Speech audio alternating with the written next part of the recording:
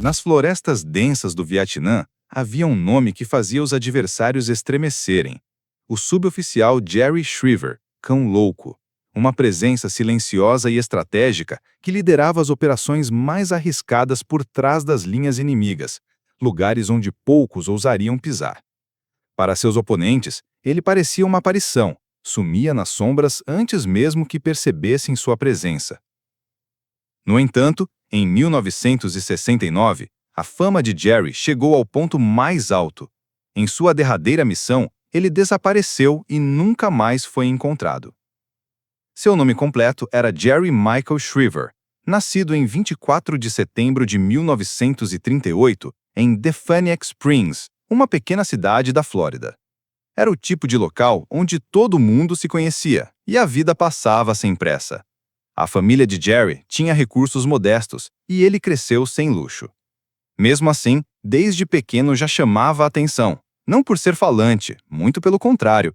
Era introspectivo, gentil e observador. Tinha gosto pela leitura e pela natureza. Era forte e inteligente, mas não era o tipo de menino que procurava encrenca. Seus olhos tinham um ar tranquilo e sério mesmo na infância. Seu pai havia servido na Segunda Guerra Mundial e Jerry parecia carregar esse espírito desde cedo. Na juventude, não era do tipo que buscava festas ou popularidade. Preferia manter distância de aglomerações e valorizava disciplina e propósito. Após concluir o ensino médio, ingressou na faculdade, mas ficou pouco tempo. Percebeu que buscava algo mais desafiador. Foi então que decidiu entrar para o Exército dos Estados Unidos. Desde o início, mostrou dedicação. Enquanto alguns recrutas tentavam escapar dos deveres ou levavam tudo na brincadeira, Jerry se empenhava ao máximo, dia após dia.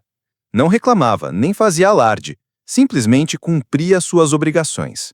E foi recompensado por isso. Com o tempo, ingressou nas Forças Especiais, conhecidas como Boinas Verdes. Aqueles não eram soldados comuns. Os Boinas Verdes eram preparados para missões que a maioria sequer imaginava, muitas vezes sem qualquer apoio. Tornar-se um deles exigia passar por testes físicos e mentais extremamente rigorosos. Jerry não apenas conseguiu, ele se destacou. Aprendeu a sobreviver em meio à mata fechada, a se comunicar em outros idiomas, a manejar armas, explosivos e técnicas de combate corporal, entre outras habilidades. Por volta de meados da década de 1960, Jerry Shriver estava na linha de frente de uma das guerras mais difíceis já enfrentadas pelos Estados Unidos, a Guerra do Vietnã. Esse conflito não seguia padrões tradicionais de batalhas ou vitórias. Era sujo, confuso e letal, onde o maior inimigo nem sempre era visível. O exército do norte vietnamita e os guerrilheiros Vietcong eram astutos e implacáveis. Lutavam de maneira não convencional, utilizando armadilhas, emboscadas e redes de túneis subterrâneos que se estendiam por muitos quilômetros. Em um instante, tudo estava em silêncio. No seguinte, tiros e explosões vinham de todos os lados. Era um lugar onde se podia morrer sem jamais ver quem atirou. Curiosamente, Jerry parecia não se abalar com isso. Na verdade, havia quem dissesse que ele se sentia mais vivo no Vietnã do que em qualquer outro ambiente. Mantinha-se sereno, atento e com foco absoluto.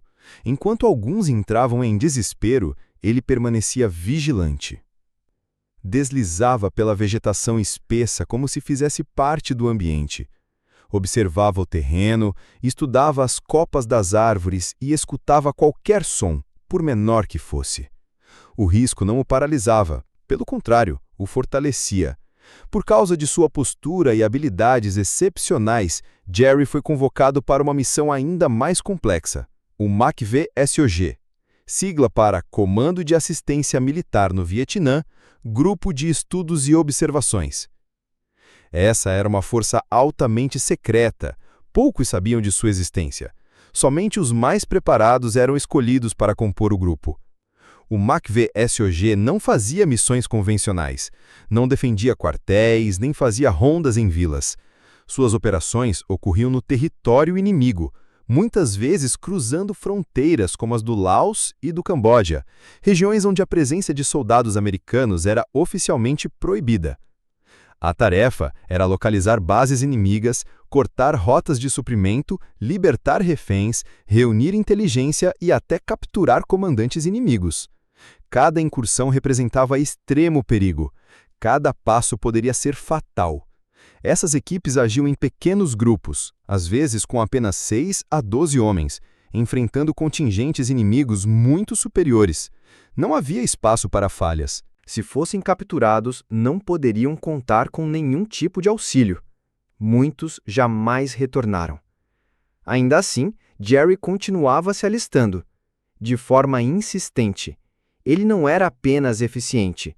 Esse tipo de combate parecia ter vindo ao mundo para isso. Cumpria ordens e liderava missões com uma frieza quase automática.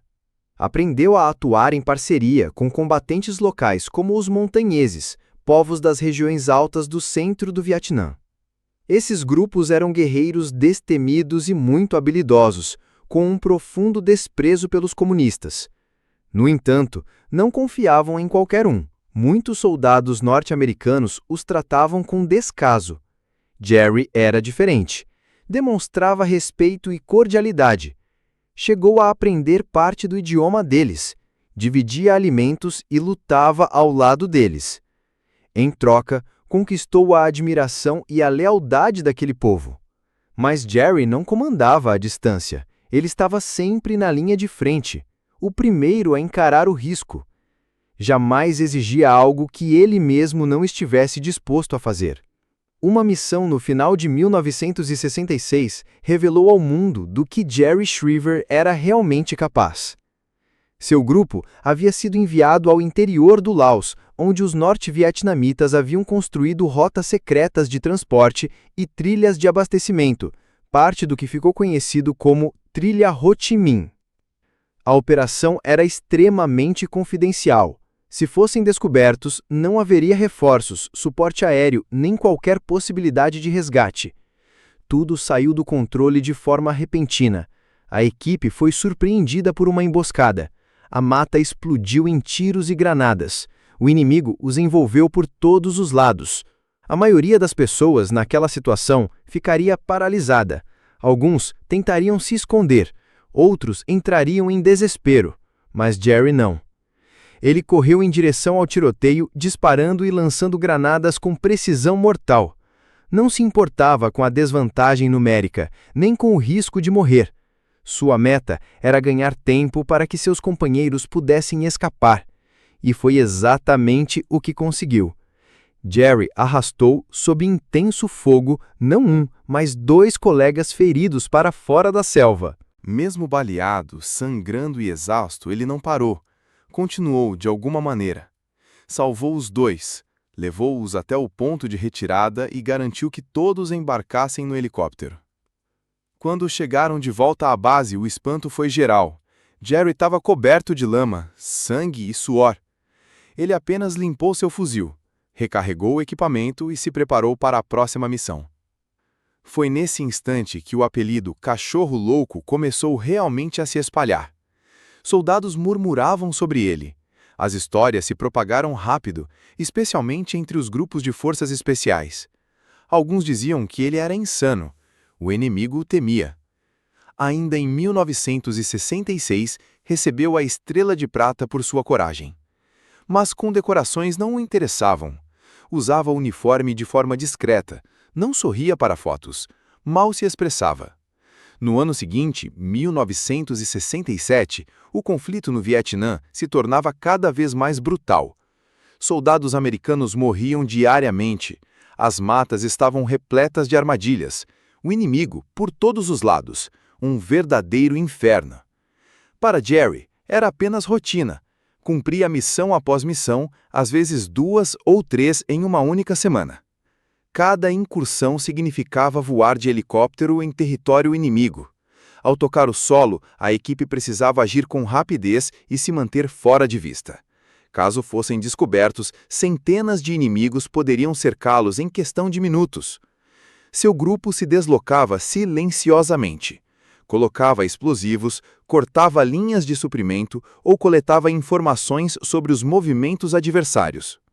Em algumas ocasiões, eram enviados para capturar oficiais de alto escalão, em outras, apenas para observar.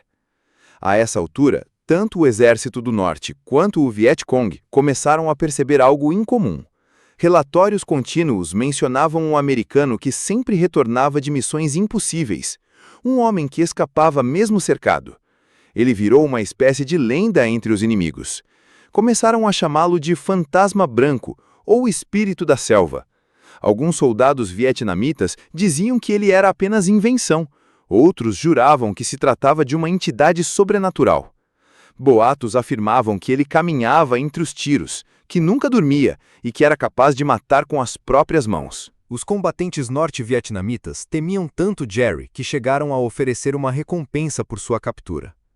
Há relatos que sugerem que o valor oferecido alcançava dezenas de milhares de reais. No entanto, mesmo com essa recompensa considerável, ninguém conseguiu colocá-lo nas mãos do inimigo. Em novembro de 1967, Jerry participou de uma das ações mais arriscadas e marcantes de toda sua trajetória. A inteligência dos Estados Unidos havia localizado um campo de detenção no Laos, onde estavam presos soldados americanos capturados em combate. Esses militares eram mantidos em condições desumanas, trancafiados em jaulas de bambu, frequentemente agredidos. A maioria das pessoas acreditava que esse campo era impossível de ser invadido, pois se encontrava no meio da selva, protegido por centenas de soldados inimigos. O plano era direto, porém extremamente perigoso.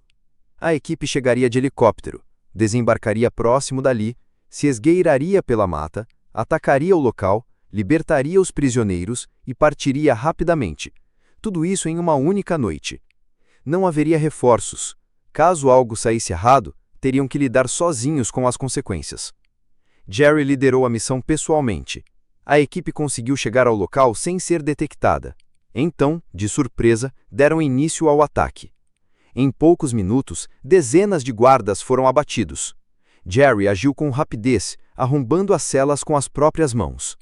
Ajudou a retirar os prisioneiros, que estavam debilitados, famintos e à beira da morte. A equipe precisou carregá-los nas costas durante a fuga. No meio da operação, Jerry foi atingido na perna por um disparo, mas recusou-se a parar. Seguiu em frente até que todos estivessem em segurança. Quando os helicópteros decolaram, todos os prisioneiros haviam sido resgatados e nenhum membro da sua equipe havia sido perdido. A missão foi um sucesso absoluto, algo raro em um conflito tão caótico. Como reconhecimento, Jerry recebeu mais uma estrela de prata. Contudo, mais importante que a medalha era o fato de ter conseguido trazer seus companheiros de volta. Isso, para ele, era o que realmente importava. Essa missão só aumentou sua fama, mas o conflito ainda estava longe do fim. Em 1968, a Guerra do Vietnã tomou novos rumos. No dia 30 de janeiro, durante o feriado do Tet, as forças vietcongues e norte-vietnamitas lançaram um ataque surpresa em larga escala. O episódio ficou conhecido como a Ofensiva do Tet. Várias cidades do Vietnã do Sul foram atacadas simultaneamente, como Hue, Saigon e Da Nang. Estima-se que mais de 80 mil soldados inimigos tenham participado. O ataque pegou o mundo de surpresa. Várias bases americanas foram duramente atingidas e combates intensos tomaram as ruas, casas e prédios oficiais. Milhares de pessoas perderam a vida, entre militares e civis. Em algumas regiões, as forças dos Estados Unidos levaram semanas para retomar o controle. Esse período foi um dos mais sangrentos da guerra. Do outro lado do mundo, nos Estados Unidos, os telespectadores ficaram estarrecidos. Até então, acreditavam que a guerra estava sendo vencida, mas diante da nova realidade, parecia que o inimigo era mais poderoso do que haviam imaginado. A confiança no governo e na condução da guerra caiu drasticamente. Muitos passaram a clamar pelo fim do conflito. Mas Jerry não se deixava afetar por questões políticas. Não prestava atenção aos discursos e nem às manchetes. Sua prioridade era uma só: cumprir a missão. No começo de 1969, o conflito já se arrastava por anos. Os Estados Unidos estavam exaustos. Mesmo assim, Jerry permanecia firme. Foi então que surgiram novas informações. Uma base estratégica dos norte-vietnamitas havia sido localizada, não dentro do Vietnã, mas no território vizinho de Camboja, próximo à fronteira com o Vietnã do Sul. O local era utilizado para coordenar ataques e deslocar tropas. Se essa base fosse neutralizada, o impacto sobre o inimigo seria significativo. O problema era a localização, o coração do território inimigo. Chegar até lá exigiria atravessar áreas patrulhadas por centenas de soldados hostis, sem qualquer apoio externo. Era uma missão extremamente arriscada, e Jerry se prontificou a liderá-la. Escolheu cada integrante da equipe pessoalmente. Eram 12 homens ao todo. Alguns membros das Forças Especiais dos Estados Unidos e outros combatentes montanheses que já haviam lutado ao lado de Jerry em ocasiões anteriores. Todos confiavam suas vidas a ele. No dia 24 de abril de 1969, Jerry Shriver e seu grupo embarcaram em helicópteros a partir de uma base localizada no Vietnã do Sul. A missão consistia em voar até o território cambojano, no coração da selva dominada pelo inimigo, com o objetivo de identificar um importante centro de comando norte-vietnamita. Em seguida, deveriam chamar ataques aéreos para destruí-lo. O pouso ocorreu em uma área isolada da mata fechada, distante de qualquer tipo de reforço. Com extrema cautela, a equipe avançava entre a vegetação densa, tentando manter-se fora da vista. Cada movimento precisava ser silencioso. Não podiam se dar ao luxo de serem descobertos. Contudo, logo após o desembarque, a operação começou a dar sinais de fracasso. De alguma forma, os inimigos os detectaram, talvez por observação aérea ou por alguma patrulha terrestre. Em questão de minutos, disparos começaram a ecoar de entre as árvores. O grupo mal teve tempo de se organizar. As balas vinham de todas as direções. Comunicados posteriores por rádio indicaram que centenas de soldados norte-vietnamitas ocupavam a área. O pequeno pelotão liderado pelos americanos estava completamente encurralado. Abrigaram-se atrás de troncos e raízes, tentando responder ao ataque como podiam. Jerry foi visto se movimentando rapidamente em meio ao confronto, checando os companheiros, emitindo ordens e prestando socorro aos feridos. Em nenhum momento tentou se proteger ou recuar. A situação, no entanto, só piorava. Em determinado ponto do combate, o contato por rádio com a equipe de Jerry foi interrompido. Ninguém sabe ao certo quando isso ocorreu. Sem comunicação e sem notícias, o comando percebeu que algo grave havia acontecido. Foram chamados reforços aéreos. Aviões norte-americanos lançaram bombas incendiárias e armamentos pesados sobre o local onde a equipe havia sido vista pela última vez. A ideia era abrir caminho para que pudessem fugir ou se reagrupar. A floresta foi tomada por fogo e fumaça. Mesmo assim, não houve qualquer resposta de Jerry. Grupos de busca e resgate foram enviados assim que cessaram os bombardeios. Reviraram toda a região. Procuraram por qualquer indício de vida, pedaços de equipamentos, vestígios de sangue, cartuchos de munição, roupas ou qualquer sinal que pudesse indicar o que havia acontecido com o grupo. Nada foi encontrado, nenhuma pista. Era como se tivessem desaparecido da face da terra. O exército classificou Jerry como desaparecido em ação. Ninguém tinha certeza do que realmente ocorrera. Alguns suspeitavam que ele havia sido morto durante o tiroteio. Outros acreditavam que poderia ter sido capturado e levado para o outro lado da fronteira. Com o passar do tempo, boatos estranhos começaram a circular. Alguns soldados americanos que foram libertados ou conseguiram escapar de campos de prisioneiros relataram ter visto um homem branco mantido em locais secretos no Laos ou no Camboja. Havia quem dissesse que ele usava cabelos longos e barba espessa. Outros relatavam que parecia estar acorrentado há anos. Nada disso, porém, foi comprovado. Nenhuma prova concreta foi apresentada. Mesmo assim, os rumores continuavam a surgir. Em 1974, 5 anos após o ocorrido, o Exército dos Estados Unidos declarou oficialmente a morte de Jerry Michael Shriver. Contudo, seus restos mortais jamais foram localizados. Até hoje, há quem acredite que ele tenha sido executado em um campo clandestino no Laos. Outros dizem que foi morto naquela emboscada e sepultado em algum ponto remoto da floresta. Seja qual for a realidade, permanece envolta em mistério, um dos casos mais inquietantes da Guerra do Vietnã. Durante sua permanência no conflito, Jerry participou de mais de 100 operações de combate. Recebeu 3 estrelas de prata, 1 estrela de bronze com distintivo V e um coração púrpura. No entanto, não foram as condecorações que definiram seu legado. Ele persistiu quando muitos não conseguiram. Nunca escreveu memórias. Nunca falou à imprensa. Nunca voltou. Mas entre os veteranos mais respeitados daquele conflito, seu nome ainda carrega peso. A trajetória de Jerry Shriver nos ensina sobre o verdadeiro significado de honra, compromisso e sacrifício. Em um cenário marcado pela morte e pelo medo, ele escolheu ser presença constante no perigo, não por glória ou reconhecimento, mas por dever. Sua lealdade aos companheiros, sua postura discreta e sua coragem inabalável mostram que, mesmo nas situações mais extremas, é possível manter a humanidade e os valores. Jerry nos lembra que os maiores heróis não buscam um palco. Eles se moldam no silêncio das decisões difíceis, nas sombras da responsabilidade. Seu desaparecimento não apagou seu legado. Ao contrário, o eternizou. A lição que fica é clara. A coragem verdadeira não grita, ela age. Jerry Shriver foi mais do que um combatente. Foi um símbolo de resistência interior. Em um mundo onde a busca por reconhecimento muitas vezes ultrapassa o valor das ações, sua história nos convida à reflexão. Quantas pessoas hoje seriam capazes de fazer o que é certo, mesmo sem aplausos? O que move um homem a colocar sua vida em risco por outros, dia após dia, sem exigir nada em troca? Talvez o maior mistério não esteja em seu desaparecimento, mas em sua alma, uma alma moldada por propósito, disciplina e silêncio.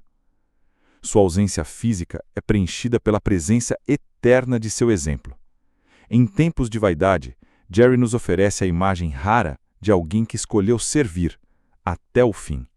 Ou, talvez até hoje. Agora me diz. Você acha que Jerry teria escolhido desaparecer para viver em paz, longe da guerra? Ou foi mesmo capturado e mantido em segredo? Se os restos mortais dele nunca forem encontrados, isso muda ou reforça a força da sua lenda? Escreve aqui nos comentários. Se essa história te emocionou tanto quanto nos inspirou, deixe o seu like para manter viva a memória de heróis como Jerry Shriver.